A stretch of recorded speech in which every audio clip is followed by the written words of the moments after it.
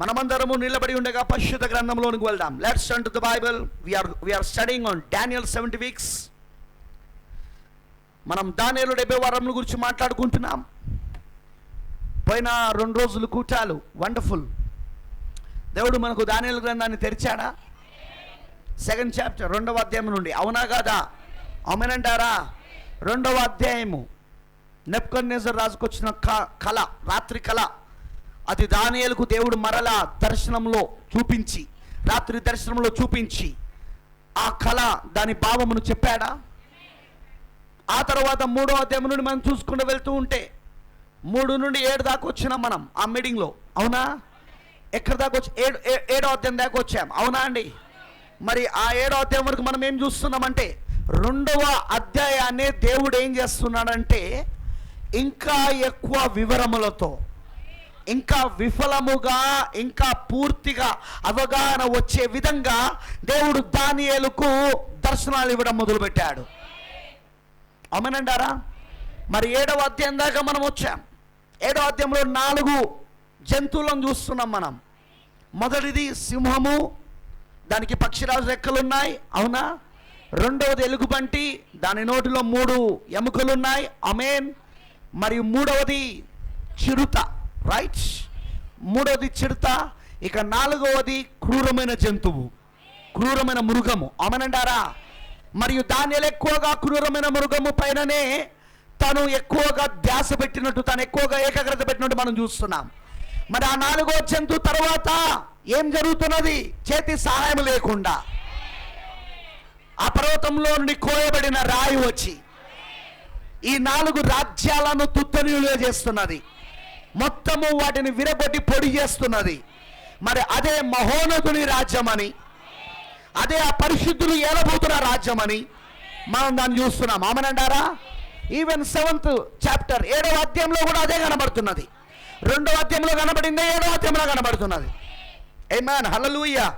మరి వాటన్నిటిని నేను ఆల్రెడీ వివరించాను, మళ్ళీ చెప్పడం కుదరదు. ఎవరైతే రాలేదో మీటింగ్స్కి, మీరు చాలా పోగొట్టుకున్నారు. సో మెనీ థింగ్స్, చాలా విషయాలు పోగొట్టుకున్నారు. బ్రదర్, సిస్టర్, గుర్తుంచుకోండి. ప్రవక్త బ్రెన్హామ్ గారు ఒక మాట చెప్పాడు. ఏం చెప్పాడంటే, ఈ మర్మములు దేవుడు ఎందుకు తెరుస్తున్నాడు వధువు కంటే ఆమె ఎవరో తెలుసుకోవడానికి.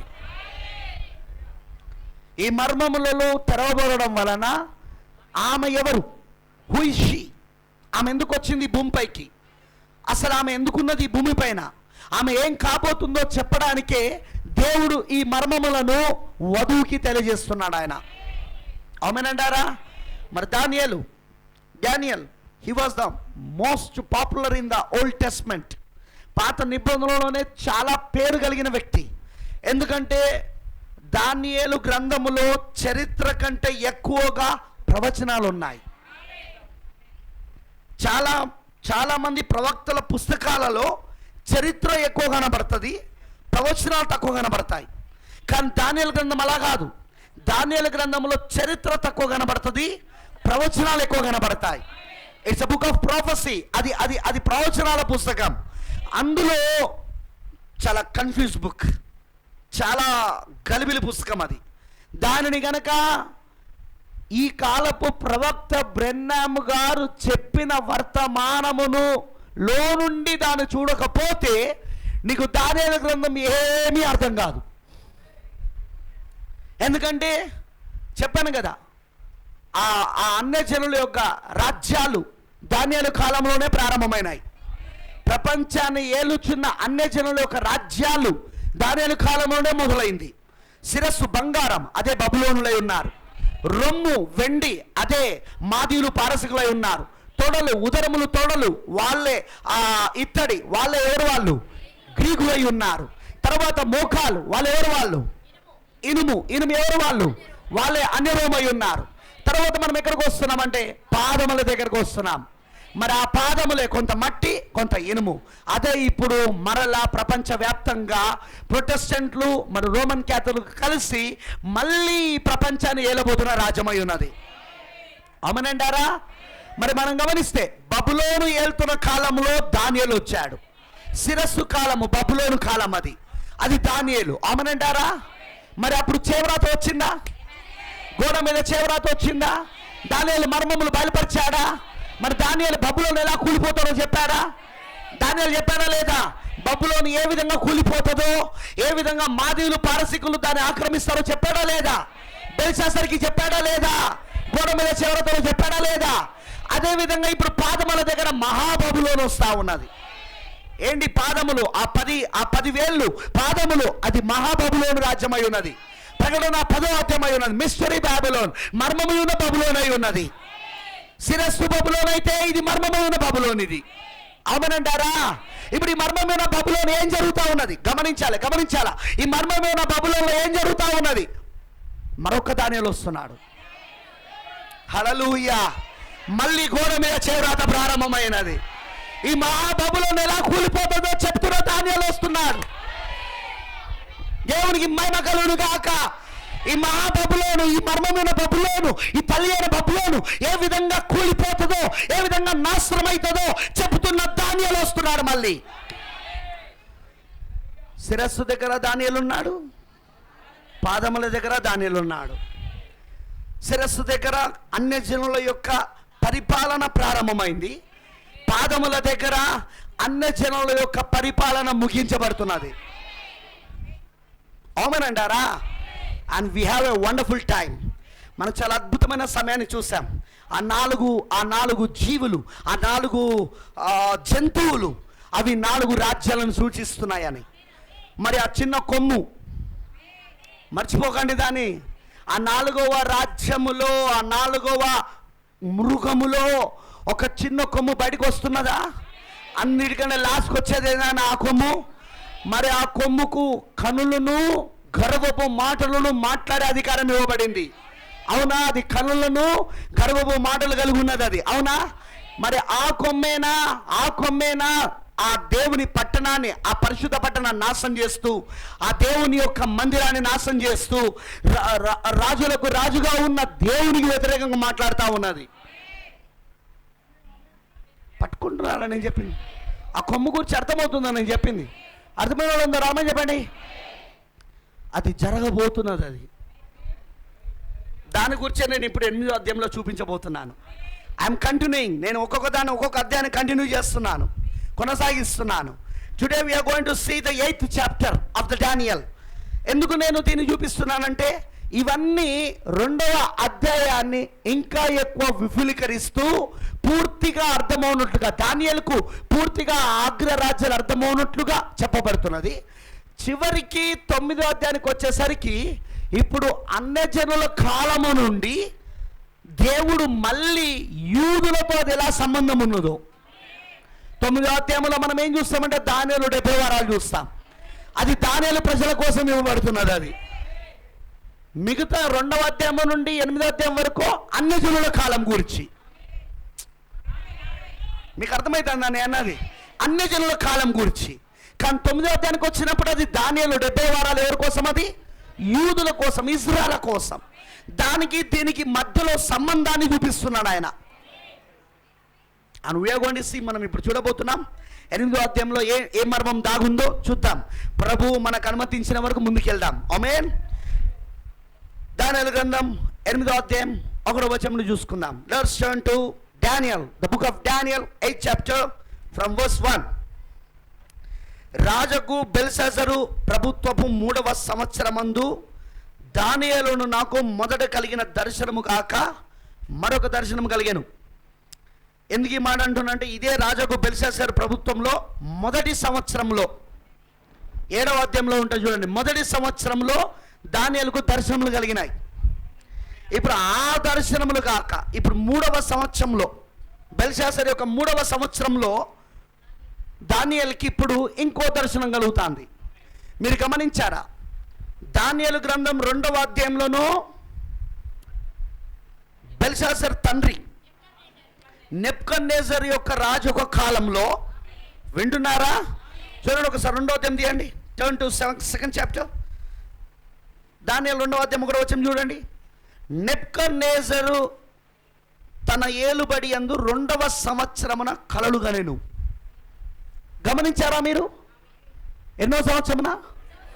2వ సంవత్సరమున. అంటే దానియేలు ఇప్పుడు ఈ దర్శనాలన్నీ ఎక్కడ చూస్తున్నాడంటే బబులోను కాలంలోనే చూస్తున్నాడు,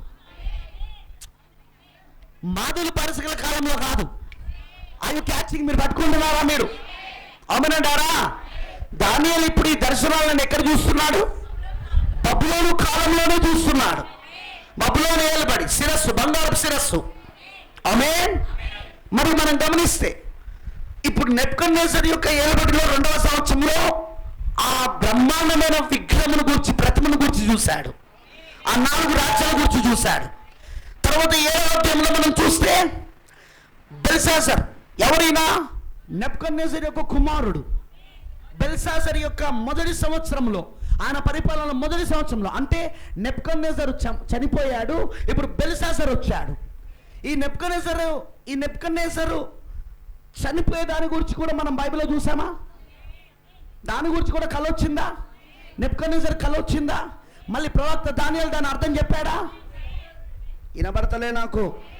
చెప్పాడా లేదా? ఆ విజన్ ఆఫ్ ట్రీ, ఆ చెట్టును గురించిన కళ. ఆమేన్. నెబుకద్నెజర్కు చెట్టును గురించిన కళ వచ్చింది. దాని భావాన్ని ఎవరు చెప్పారంటే మళ్ళీ దానియేలు వచ్చి చెప్పాడు. మరి ఆ చెట్టు ఎవరో కాదు, నువ్వే రాజా అని చెప్పాడు. మరి సమస్త జనులు నిన్ను ఆశ్రయిస్తున్నారు, దేవుడు నిన్ను అంతగా హెచ్చించాడని కూడా చెప్పాడు. కానీ తర్వాత నీ రాజ్యం తీసేయబడతాడు అన్నాడు. అవునంటారా? హల్లెలూయా. మరి ఇప్పుడు అతని కుమారుడు ఇప్పుడు నెబుకద్నెజర్కి మారుగా అతని కుమారుడు ఏలుతున్న కాలం అదే బెల్షాజరు. బెల్షాజర్ కాదు, ఎందుకంటే దానియేలు పేరు బెల్షాజర్. నెబుకద్నెజర్ రాజు పెట్టాడు ఆ పేరు.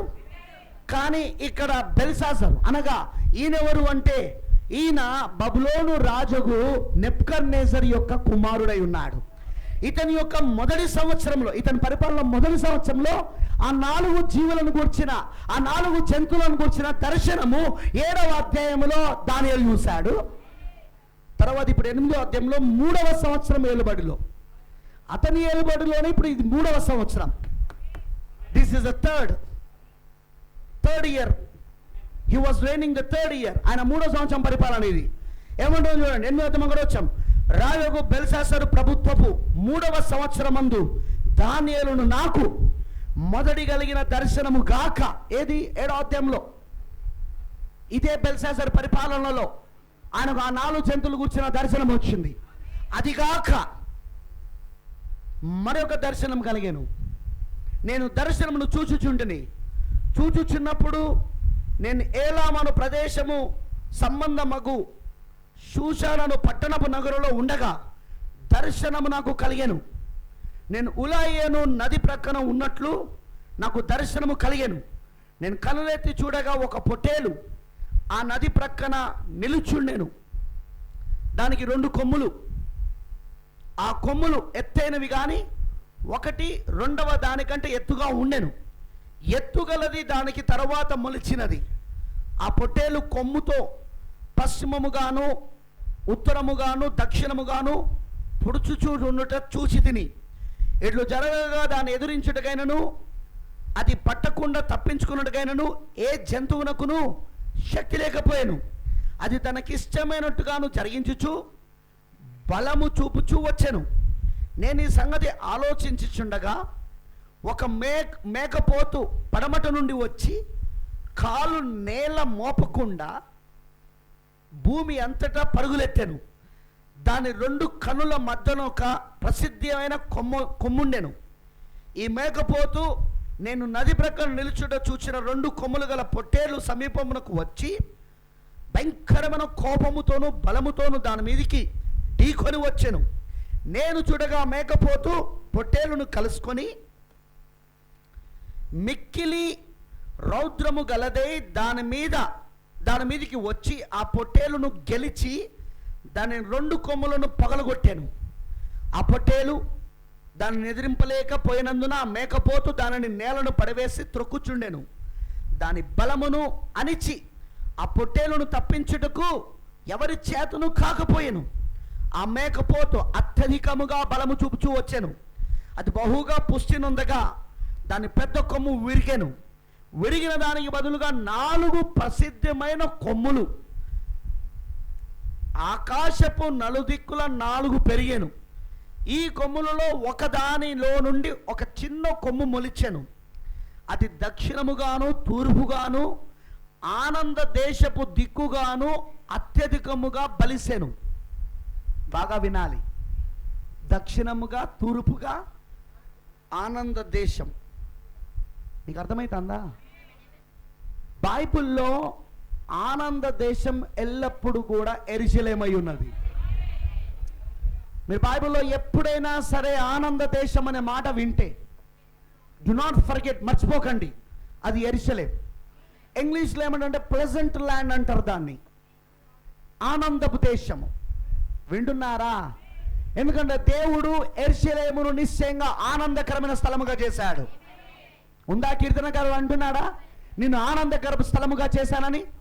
దేవుడు చెప్తున్నాడు ఆ మాట కీర్తనకారుని ద్వారా. ఎస్, కీర్తనలో ఉంది ఆ మాట. అవునంటారా? ఎప్పుడైనా గుర్తుంచుకోండి, ఆనందపు దేశం ఏంటిదంటే యెరూషలేం. ఓకేనా? ఓకేనా? అది దక్షిణముగాను తూర్పుగాను ఆనంద దేశపు దిక్కుగాను అత్యధికముగా బలిసెను. ఆకాశ సైన్యములనంతటిగా పెరిగి నక్షత్రములో కొన్నిటిని పడవేసి కాళ్ళ క్రింద అణుగుదురు కూర్చుండెను. Wow, very good. ఆ సైన్యము యొక్క అధిపతికి విరోధముగా తన్ను హెచ్చించుకొని, గమనించండి, ఆ సైన్యం యొక్క అధిపతికి ఎవరైనా, ఆ సైన్యం యొక్క అధిపతి ఎవరు? ఇంగ్లీష్లో చదువుతాను చూడండి, 11th verse. He magnified himself even to the prince of the host. ఆ సైన్యములకు అధిపతి, బైబిల్లో సైన్యములకు అధిపతి ఎవరు? యెహోవా. అవునా? ప్రభువైన యేసుక్రీస్తు. అవునంటారా? సైన్యములకు అధిపతి ఎప్పుడు కూడా యెహోవా, యేసుక్రీస్తేనా? ఇప్పుడు ఇది ఏం చేస్తుందట? ఈ కొమ్మ ఏం చేస్తుందట? సైన్యములకు అధిపతికి. అవునా? అవునా? చూస్తున్నారా మీరు అక్కడ? అది నక్షత్రమును కొన్ని పడవేసి కాళ్ళ కింద అన్నదొక్కించున్నది. ఆ సైన్యం యొక్క అధిపతికి విరోధముగా తన్ను హెచ్చించుకొని అనుదిన బలి అర్పణమును నిలిపివేసి ఆయన ఆలయమును పడద్రోసెను. అతిక్రమము జరిగినందున అనుదిన బలిని నిలుపు చేయుటకై ఒక సేన అతనికి ఇయ్యబడెను. అతడు సత్యమును వ్యర్థపరిచి. గమనించారా? వీడు ఏం చేస్తాడట? ఇప్పుడు చూడండి, పర్సనల్. ఇప్పుడు అతడు అనే మాట వస్తుంది. అతడు అంటే ఇప్పుడు ఒక వ్యక్తి. రాజ్యం దగ్గర నుండి ఇప్పుడు ఎక్కడికి వచ్చిందంటే అతడు. ఇప్పుడు ఆ కొమ్మ ఏంటిదో ఒక వ్యక్తి అన్నమాట. అవునంటారా? అతడు సత్యమును వ్యర్థపరిచి ఇష్టానుసరముగా జరిగించుచు అభివృద్ధి పొందెను. వావ్, హలో, సత్యమును వ్యర్థపరిచి కూడా అభివృద్ధి పొందొచ్చా? Entire message believers, entire message సేవకులారా, నేను అడిగే ప్రశ్నకు జవాబు చెప్పండి. సత్యమునకు విరోధంగా వెళ్ళి కూడా అభివృద్ధి పొందొచ్చా? డినామినేషన్స్ పొందట్లేవా? సంఘశాఖలు పొందట్లేదా ఈ రోజున? అలానే వాడు కూడా పొందుతాడా? ఆ కొమ్ము కూడా పొందుతుందా? ఎస్. అనుదిన బలులను ఆపేస్తుంది. తానే ఆ దేవుని మందిరంలో కూర్చొని ఏదైతే పూజింపదగునో, ఏదైతే దేవుని ఆడబడినో దాని అంతటిని ఎదిరిస్తూ తానే దేవుడని చెప్పుకుంటాడు. అయినా వాడు వర్ధిల్లుతాడు. సో ఇప్పుడు వర్ధిల్లడానికి సత్యాన్ని నమ్మేదానికి ఏమైనా సంబంధం ఉందా? మరి ఎంటైర్ మెసేజ్ వాళ్ళు ఈరోజు ఏమంటున్నారు? దేవుడు నన్ను దీవించాడు, నాకు ఎంత పెద్ద సంఘం ఇచ్చాడో చూడు, నా కింద ఎంతమంది పాస్టర్లు ఉన్నారో చూడు, అందరూ నన్నే బిషప్గా చూస్తున్నారు. వారి పిచ్చోడా, సత్యానికి దానికి సంబంధం లేదు.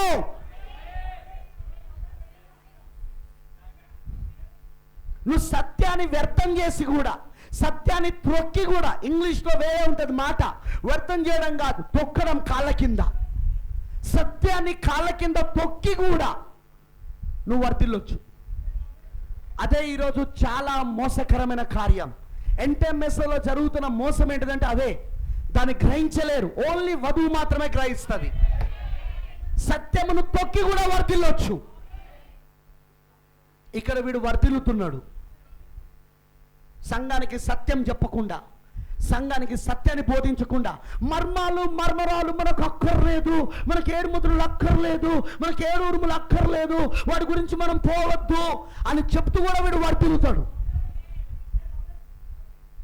ఏదైతే దేవుడు 7వ సంఘాల దూతను ఏ పరిచర్య నిమిత్తం పంపించాడో దాని అంతటిని వీడు కాదంటూ, దాని అంతటిని వీడు వద్దంటూ వాడు తిరుగుతూ ఉంటాడు. వీడు ఎందులో ఏంటి మెసేజ్లా? దేవుడు మీ కళ్ళు తెరుచును గాక. చూద్దాం వీడేం చేస్తున్నాడో చూద్దాం. ఇంకా అతడు సత్యమును వ్యర్థపరిచి ఇష్టానుసారముగా జరిగించుచు అభివృద్ధి నొందెను. అప్పుడు పరిశుద్ధులలో ఒకడు మాట్లాడగా వింటిని. అంతలో మాట్లాడుచున్న పరిశుద్ధునితో మరొక పరిశుద్ధుడు మాట్లాడుచుండెను. ఏమనగా, అనుదిన బలి గూర్చియు అతిక్రమం జరిగినందున సంభవించు నాశనకరమైన హే వస్తువును గూర్చి కలిగిన ఈ దర్శనం నెరవేరుటకు ఎన్నాళ్ళు పట్టుననియు ఈ ఆలయ స్థానమును జనసమమును కాల క్రింద త్రొక్కబడుట ఎన్నాళ్ళు జరుగునో అని మాట్లాడుకొనిరి. అందుకతడు 2300 దినములు మట్టికే అని నాతో చెప్పెను. ఈ మాట మర్చిపోకండి. 2300 దినములు. ఫస్ట్ టైం, మొట్టమొదటిసారిగా దినములను గురించి మాట్లాడుతున్నది బైబిల్లో, దానియేలు గ్రంథంలో. ఆమేనంటారా? మీరు గమనించాలా? ఆ 4 అగ్రరాజ్యాల గురించి ప్రపంచనేలు, ఆ 4 అన్యజనులలో నుండి వస్తున్న అగ్రరాజ్యాలు, ప్రపంచనేల రాజ్యాల గురించి చెప్పబడినప్పుడు అక్కడ కూడా కాలాల గురించి చెప్పలేదు. ఎవరు ఎంతకాలము పరిపాలిస్తారో చెప్పలేదు. అవునా? చెప్పారా? 2వ అధ్యాయంలో ఆ బ్రహ్మాండమైన ప్రతిమ, అది 4 అగ్రరాజ్యాలు. అవునా? అన్యజనులలో వస్తున్న 4 అగ్రరాజ్యాలు, ప్రపంచాన్ని వెళ్తున్న రాజ్యాలు. అవునా? కానీ అక్కడ ఏమైనా కాలాల గురించి చెప్పబడ్డాయా? ఇంతకాలం అని చెప్పబడిందా? చెప్పబడలేదు. కానీ ఫస్ట్ టైం, మొట్టమొదటిసారిగా ఆ మందిరము, ఆ పరిశుద్ధ స్థలము, ఆ నాశనకమైన హే వస్తువు, ఆ పరిశుద్ధ స్థలంలో ఎన్ని రోజులు నిలబడుతుంది? ఆ ఆలయము ఎన్ని రోజులు ఆ జనసమముల కాల క్రింద, అంటే అన్యజనుల కాల కింద తొక్కబడుతుంది? ఇది ఇంకెన్నాళ్ళ వరకు జరుగుతుంది అని అన్నప్పుడు మొదటిసారిగా అక్కడ దానియేలు వింటున్నాడు 2300 దినములు అని. Something is there.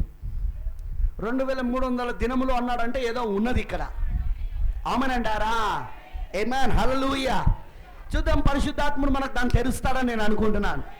Do you believe it? మీరు నమ్ముతున్నారా మీరు? ఎందుకంటే మనకు ప్రవక్త ద్వారా ఆల్రెడీ ఇవన్నీ ఇవ్వబడినాయి. కాబట్టి పరిశుద్ధాత్మ మనకు సాయం చేస్తాడు. ప్రవక్త పలికిన మాటలో నుండి మనకు తీసి ఆ మర్మాన్ని చూపించడానికి. అందుకతడు 14 అందుకతడు 2300 దినం మట్టికే అని నాతో చెప్పెను. అప్పుడు ఆలయ పవిత్రతను గూర్చి తీర్పు తీర్చబడును. మిగతాదంతా మనము చదువుతూ చూసుకుందాం. ఓకేనా? ప్రార్థన చేసుకుందాం. Just prayer. We will ask the holy ghost to help us. ఈ లేఖనాలు మనకు అర్థమయ్యాలంటే పరిశుద్ధాత్మని మనకు తెరవాలి. మనకు తెలుసు ఇది ఆల్రెడీ తెరవబడిన లేఖనమని. మన ప్రవక్త ద్వారా ఇదివరకే దేవుడు దీన్ని తెరిచేశాడు. కానీ వాటిని అర్థం చేసుకోవాలంటే పరిశుద్ధాత్మ కావాలి. అందుకే ప్రార్థన చేద్దాం. పరిశుద్ధుడా, సర్వశక్తిమంతుడా, కృపామడవైన దేవానికి వందనాలు తండ్రి. ప్రభువా, ఈ మధ్యాహ్నము నేను రక్తం క్రిందికి వచ్చి ప్రార్థిస్తున్నాను. మా అందరికీ నీ లేఖనాలు తెరవమని కోరుతున్నాను. నాకు తెలుసు ప్రభువా, నువ్వు మాకు అవగాహన ఇవ్వకపోతే ఇవి మాటలు మాకేమీ అర్థం కావు. అవేవో కొత్తగా వినబడినట్లు అనిపిస్తూ ఉంటాయి. వాటిని మేము చూడలేం, వాటిని మేము గ్రహించలేం, వాటిని మేము ప్రభువా ఆ దర్శనాలు ఎలా నెరవేర్పు జరిగినాయో, ఆ ప్రవచనాలు ఎలా నెరవేర్పు జరిగినాయో వాటిని చూడడం మా వల్ల కాదు ప్రభువా. నువ్వు తెరిస్తే తప్ప. ప్రభువా, నువ్వు వధువైన మమ్మల్ని ప్రేమించి ఎంత గొప్ప కార్యం నువ్వు మా కోసం చేస్తున్నావు దేవా. మాకు మర్మములను తెరుచుల ద్వారా మేము ఎంత దీవించబడుతున్నాం. మేము ఇదివరకు చూసినట్లు చూచుచున్న మీ కళ్ళు ధన్యమై ఉన్నవి, వినుచున్న మీ చెవులు ధన్యమై ఉన్నవి అన్నారు. ప్రవక్తలను నీతిమంతులను వీటి చూడగోరి చూడలేకపోయిరి, వినగోరి వినలేకపోయిరి అన్నాడు. ప్రభువా, మేము ఎంత ధన్యులం ప్రభువా. ఆ 7 ముద్రలు తెరిచిన కాలంలో మేమున్నాము. మర్మములన్నీ బయలుపరచబడిన కాలంలో మేమున్నాము. మాకు 7వ దూతను పంపించి ప్రభువా మాకు ఇవన్నీ బయలుపరిచినందుకు స్తోత్రాలు. నీ వధువుగా, నీ పెళ్లి కుమార్తెగా, నీ మనస్సును ఎరిగిన వారిగా నీతో మేము ఐక్యము కావాలంటే నీ మనస్సంతా మాలో కుమ్మరించబడాలి. అప్పుడే మేము నీతో ఐక్యం కాగలుగుతాము. ఒక భార్య భర్తలు ఇద్దరు ఐక్యం కావాలంటే వాళ్ళ మనస్సులు ఏకం కావాలి. అందుకే నీ మనస్సునంతా ఇప్పుడు మాలో కుమ్మరిస్తున్నావు దేవా. అందులో నీకు స్తోత్రాలు. ఆ మనస్సంతా, ఆ తలరాయి ఇప్పుడు మాలో కుమ్మరించబడుతున్నందుకు వందనాలు. నిశ్చయంగా వచ్చిన నీ పిల్లలందరినీ అభిషేకించు. ఎంతమంది అయితే ఈరోజు ఈ వర్తమానమును వింటున్నారో వాళ్ళందరి కళ్ళు తెరవబడును కాక, వారందరూ ఈ విషయాలను గ్రహించుదురు కాక. తప్పకుండా నీ పరిశుద్ధ ఆత్మ ఈ విషయాలను గ్రహించేటట్లు చేయమని నీకు అప్పగించుకుంటూ, ఆటంకపరచాలని చూస్తున్న దురాత్మ శక్తులను, దయ్యపు శక్తులను, క్రీస్తు విరోధి ఆత్మలను ప్రభు అయిన యేసుక్రీస్తు నామములో బంధిస్తున్నాను. ప్రభు నీ పరిశుద్ధాత్మ ద్వారా నువ్వు ఈ కార్యాలన్నీ మాకు బయలుపరచమని నీకు అప్పగించుకుంటూ యేసుక్రీస్తు నామములో ప్రార్థిస్తున్నాను. ఆమేన్. దయచేసి కూర్చోనండి. Please be sit down. ప్రియమైన దేవుని పిల్లలారా, జాగ్రత్తగా దేవుడి వాక్యము మీరు గమనించాలని కోరుచున్నాను. ఐ బిలీవ్ ఇట్, నేను నమ్ముతున్నాను. ఈరోజు డానియల్ 8వ అధ్యాయాన్ని దేవుడు మనకు తెరుస్తాడని. ఆమేన్, హల్లెలూయా. మరి జాగ్రత్తగా దేవుడి వాక్యం వింటే మీరు దీవించబడతారు. Concentrate on the word. వాక్యం పైన మాత్రమే మీ ఏకాగ్రతను పెట్టండి. దేని పైన పెట్టవద్దు, వాక్యం పైన మాత్రమే. మరి ప్రవక్త చెప్పినట్లు నువ్వు వధువైతే, నువ్వు పెళ్లి కుమార్తెవైతే వరుని విషయాలన్నీ నీకు అర్థమవుతాయి. మర్చిపోకండి, వరుని విషయాలన్నీ నీకు అర్థమవుతాయి. నువ్వు నిజంగా వధువైతే, పెళ్లి కుమార్తెవైతే మరి దేవుడు తప్పకుండా ఇవన్నీ నీకు బయలుపరుస్తాడు. ఎందుకంటే 7వ దూత నోటిలో నుండి వచ్చిన స్వరము, 7వ దూత నోటిలో నుండి వచ్చిన స్వరము ఎన్నడూ వ్యర్థముగా పోదు. అది ఎవరి హృదయములో మంచి నేలగా ఉన్నదో, ఎవరి హృదయం మంచి నేలగా ఉన్నదో అది ఖచ్చితంగా వారిలో అది పలుకబడిన మాటగా విత్తరముగా నాటబడి ఖచ్చితంగా అది వారిలో శరీరధారి అయి, ఆ వాక్యము వారిలో రక్త మాంసములై శరీరధారి అయి వారిని పరిపూర్ణ మానవ స్వరూపంలోనికి తీసుకొస్తుంది. ఖచ్చితంగా పరిపూర్ణ మానవ స్వరూపం క్రీస్తు ఉన్నాడు. ఆయన రూపంలోనికి మలచడమే ఈ కాలపు వర్తమానం యొక్క ఉద్దేశమై ఉన్నది. ఆమేన్, హల్లెలూయా. ఈ కాలంలో వధువు ఎలా ఉంటుంది? ఆయనలా ఉంటుంది. ఈ కాల వధువు ఎలా ఉంటుందండి? ఆయనలాగా ఉంటుంది. ఆమేన్ అంటారా? సేమ్ ఆయనలాగానే ఉంటుంది. చూడండి, యెహోవా పక్షిరాజై ఉన్నాడా? ఆయన ప్రవక్తలు కూడా పక్షిరాజై ఉన్నారా? అందుకే ఆయన ప్రవక్తలు ఎప్పుడు ఎవరిలాగా ఉండేవాళ్ళు? ఆయనలాగా ఉండేవాళ్ళు. ఆయన వలె ఉండేవాళ్ళు, ఆయన వలె మాట్లాడేవాళ్ళు, ఆయన వలె ప్రవర్తించేవాళ్ళు, ఆయన వలె వాళ్ళ జీవితాల క్రియలు జరిగినాయి. చూపించారా? నేను చాలాసార్లు చూపించానా? నేను ప్రవక్తలందరి జీవితాల్లో క్రీస్తున్నాడా? వాళ్ళందరూ క్రీస్తుకు ఛాయలుగా కనబడ్డారా?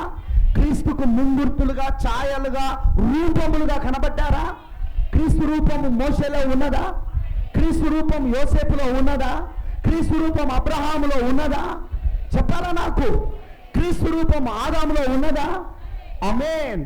వాళ్ళందరూ పక్షిరాజులై ఉన్నారు. వాళ్ళంతా యెహోవా పక్షిరాజు అయితే వాళ్ళు యెహోవా యొక్క పక్షిరాజులై ఉన్నారు. కేవలం ఈ యొక్క కాలం మాత్రమే, 7వ సంఘకాలం మాత్రమే మళ్ళీ దేవుడు సంఘాన్ని కూడా పక్షిరాజు అని పిలుస్తున్నాడు.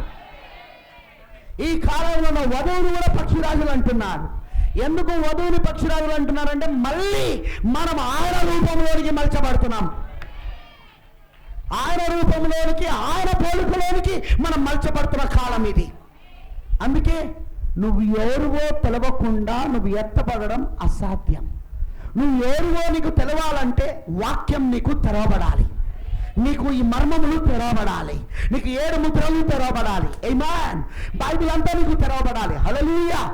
బైబిల్ అంతా నీకు తెరబడినప్పుడు, ఈ మర్మములన్నీ నీకు తెరబడినప్పుడు నీ ఎవరో నీకు అర్థమవుతుంది.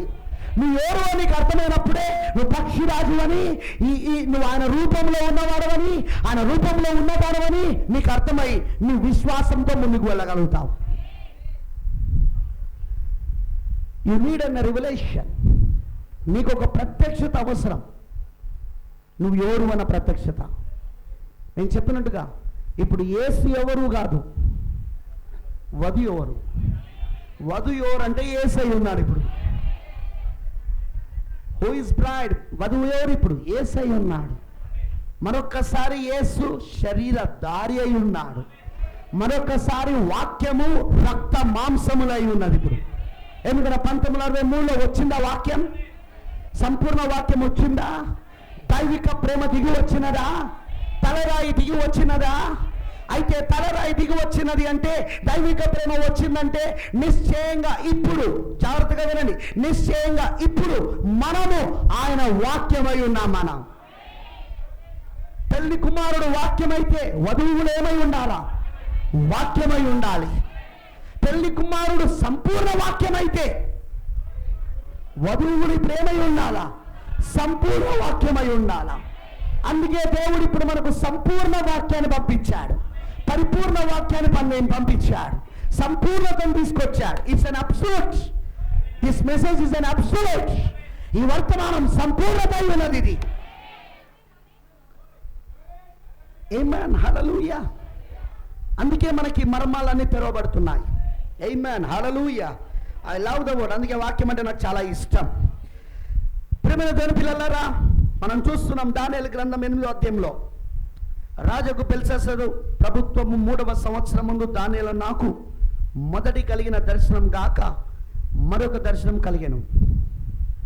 This is also not the different vision. ఇది కూడా వేరే దర్శనం కాదు. మళ్ళీ ఇది కూడా 2వ అధ్యాయమును గూర్చిన దర్శనమనే దేవుడు ఇంకా విపులిస్తూ ఆయనకు అర్థమవునట్లు చేస్తున్నాడు. ఆల్రెడీ 7వ అధ్యాయంలో చూపించాడా? ఆల్రెడీ 7వ అధ్యాయంలో చూపించాడా? వింటున్నారా? ఆమేన్. మొబైల్